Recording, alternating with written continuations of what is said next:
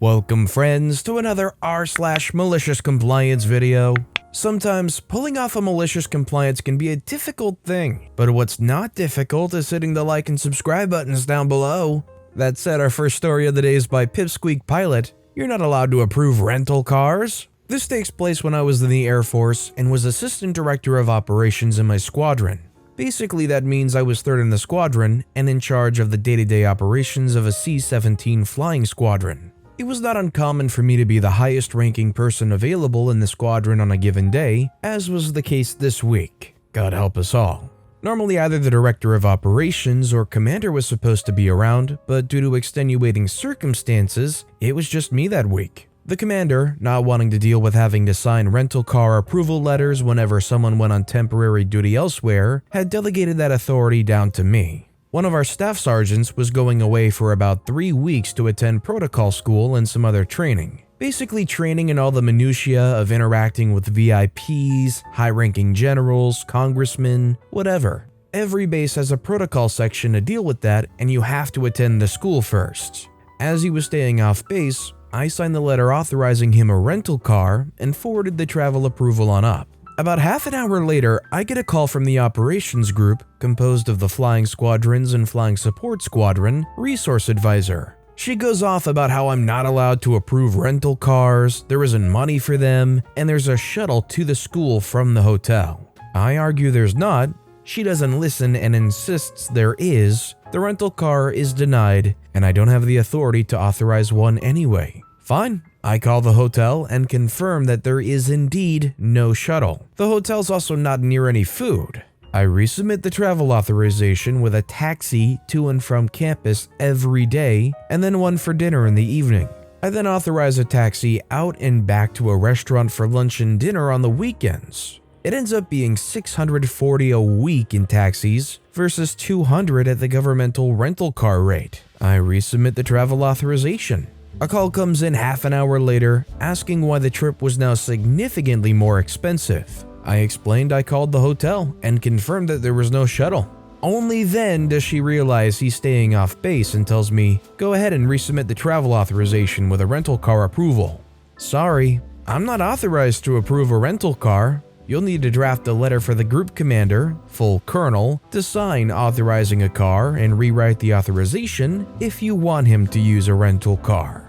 If this were you, would you have the guts to force the resource advisor's hands on redoing it all themselves? Knowing full well that if they don't do it, the staff sergeant is stuck trying to deal with multiple taxis per day, basically making it a nightmare to get around?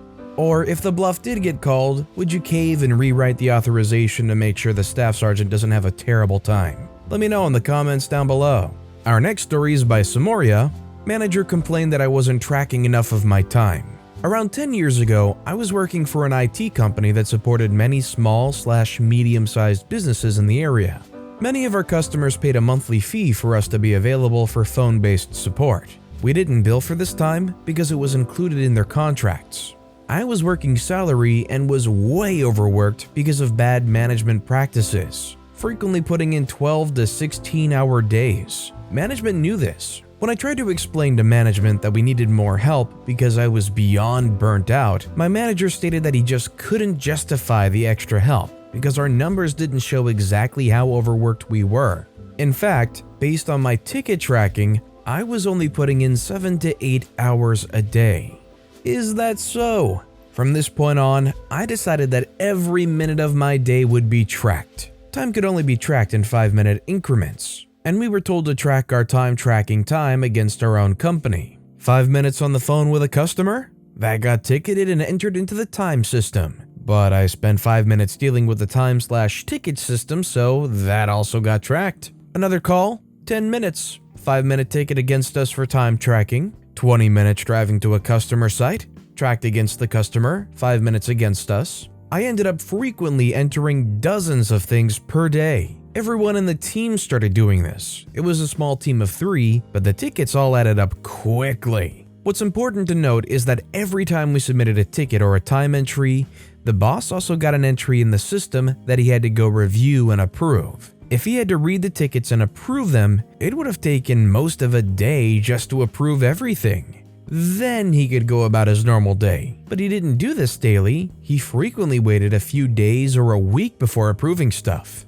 This meant that by the time he went into the system, he had hundreds of things to approve. He came to complain about the sheer volume of tickets and that he'd spend his entire weekend in the crummy ticket system just approving everything. We pointed out that this was exactly what he asked for, and he asked us to go back to the old way. And then we couldn't justify our need for more help. Left the company shortly afterward because I was tired of being paid a pittance for skilled labor. Within 3 months, the rest of the team had quit. The company was sold and that department no longer exists. Shrug. At this point, not my monkeys, not my circus. The bottom line is, if you're not getting compensated enough for the sheer amount of work you're doing, especially a group of people that are getting marginalized, it just shouldn't be too surprising that the whole thing just goes up in flames. This next story is by Hasgar2K18, accusing me of something I didn't do? Pay me forever. This story's taken place in 2007, but still pays off, quite literally. I'm from Brazil, meaning different legislation and probably some grammar incorrectness. I worked as an IT assistant in the education area. It was a good job, excellent work hours, and the team was great. The school was a very small one, owned and directed by husband, wife, and some other family. My job was initially as an IT assistant, which means hardware and software stuff, but since there was no senior IT, I was the IT. Not really a problem, since the demands for me were basically editing documents and maintaining the website. This was 2003 and things were good. Fast forward 4 years, I'm still IT assistant, but in charge of 2 interns, systems maintenance, IT security, user support, and all the publicity. Again, all good since I had the time to study and work in another place repairing hardware. One day, the owner's wife called me in her office. I noticed rage in her face.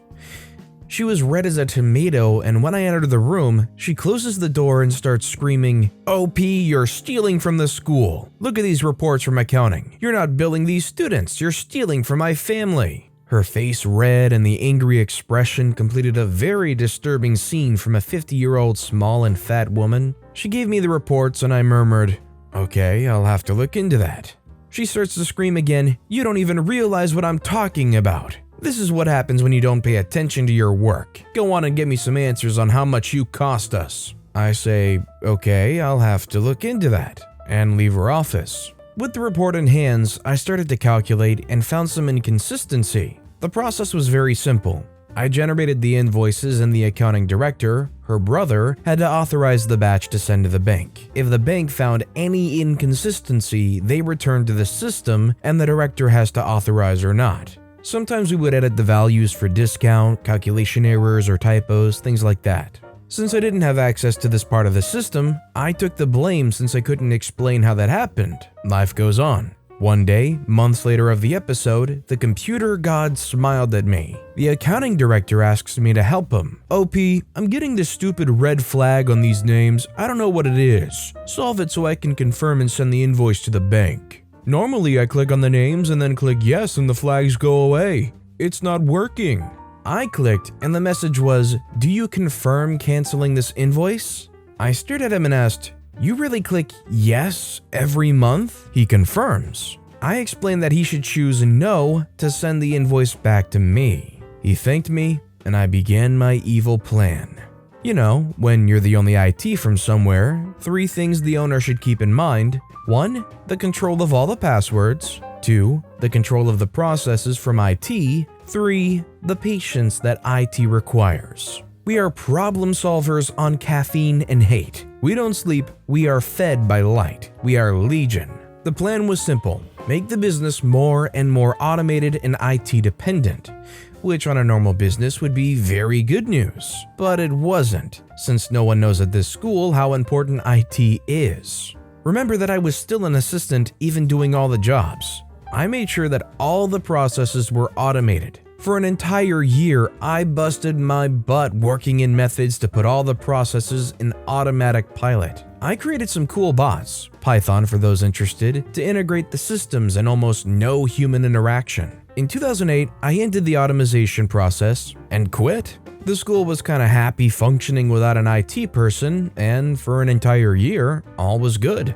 One day in 2009, I get a call from the other owner, the husband, saying, "OP, we're having a problem in the system. Could you fix it?" You know, I hold grudges, and this was my time to glow. I say, "Hey, Mr. Owner, I can fix it. I'll charge you $100. Is that good for you?" They say, "Yes, OP." After fixing what was wrong, I advise, "You should hire an IT person or outsourcing IT." He says, "Okay." 1 month later, he calls, "There's another problem with the new printer. Can you fix it?" I say, "Yep, it's $200. They say, "Okay." Since they didn't do anything about it, I offered a malicious contract to help the school for $1,000 a month and $150 extra for any visit. They agreed. Fast forward, it's 2021. They still don't have an IT department. They still pay me $2,000 a month plus $250 extra per visit, and the computer system works like a charm. The accounting director knows that I know he did wrong in the past. They don't talk about it. The owner's wife knows that I know that her brother is a stupid account director, and if I opened my mouth, he'd have to be fired. They don't talk about it. The owner tried to change the automation system. The cost is prohibitive. The system that I made is free for their use, but if they want a manual, there's a cost since I was an IT assistant, not a programmer. The manual's in the program font. To know this, they have to contract an IT person, which they won't. We don't talk about it. Now I have a contract, don't do practically anything, and they're obligated to pay me since they don't have the knowledge and are afraid of me. If they want to change anything, I'll have to look into that. By and large, the entire situation here is just the incompetency to not go out and hire somebody reliable to do the work that's capable of replicating exactly what OP did. I guess as long as they're making enough money, they can just shell out a crazy amount for OP, but I mean, man, if that isn't the definition of creating job security for yourself, one way or another, they can't replace you, that's a great payday, I'll tell you what. And our final story of the day is by Wandering Confusion. The contract says what it says. Back in the mid-2000s, I managed the IT contracts for a large company. They were purchased by an even larger company, and it became my job to renegotiate and assign the licensing and maintenance contracts to the new company. Most were agreeable, but the 3 biggest software companies saw it as a cash grab. This was about the time software licenses were moving from a per-seat to a per-processor model. The giants wanted to enforce that change. I'd already done the work and figured out head count versus processor count and which heads need access, so I knew what we were paying for was more than necessary. The first giant shut up when I told them that we would remove the software from the 90% of machines not using it, and they could have their per-processor licenses and the corresponding maintenance adjustment. The company buying us dropped their licenses and absorbed our overage the next year. The second giant agreed to a steep discount on the change in licenses if we didn't touch the maintenance contract. The third was having none of it, and we actually mostly used the software. Alongside the change in licenses, they insisted on attaching the usual increase in maintenance fees for the entire company, not just the division being purchased, to a specific consumer price index. In the end, we wound up paying a very minimal fee, about $1,000, to get things done ahead of a regulatory deadline for the purchase of the company. The next year was ugly. We went several rounds about the exact amount of maintenance because the CPIU gets adjusted after the fact. We paid them, then they credited us when the number changed twice. The account rep got ugly and their last email to me was, "The contract says what it says." At the end of year 1, the housing market collapsed. For the first time ever, the CPIU was negative. To add clarity, the contract was written as fees shall be equal to the designated CPIU. Whatever the CPI said, that was the percentage of software cost to be paid as the fee for maintenance and support services. Cue the malicious compliance. Giant 3 was sent a bill for over $1 million USD. Yes, it was that big a contract. The account rep called screaming his head off, and I told him, "The contract says what it says. Please put your concerns in an email I can discuss with the bosses." He did, and I was able to hand the whole thing off to the legal department. 2 weeks later, legal hosts a meeting. Giant 3 has given us a new rep, an agreement to pay the full amount in quarterly installments, and wanted to revisit the contract. The meeting was quick and very much to the company's benefit. Afterwards, I was offered a position in legal doing more of the same, but declined as I was starting my own consulting business. I still consult with them occasionally, which is how this came up. Yeah, so although it's very unlikely to happen, if you're the one rendering services, you shouldn't sign a contract that in theory could leave you on the hook paying them. Making the price of fees based on something that can go into the negatives without any floor cap? Whoever made that contract didn't think too hard about it. But with that being said, that's all the time we have for today. So of all these stories I've read today, which is your favorite and why? Let me know in the comments down below. And if you haven't yet, if you could like and subscribe, that would mean a lot to me. Whatever you do, whether it's liking, subscribing, turning notifications on, all of it helps grow this channel and I appreciate the heck out of it. So until next time, I'll see you all tomorrow with some more stories.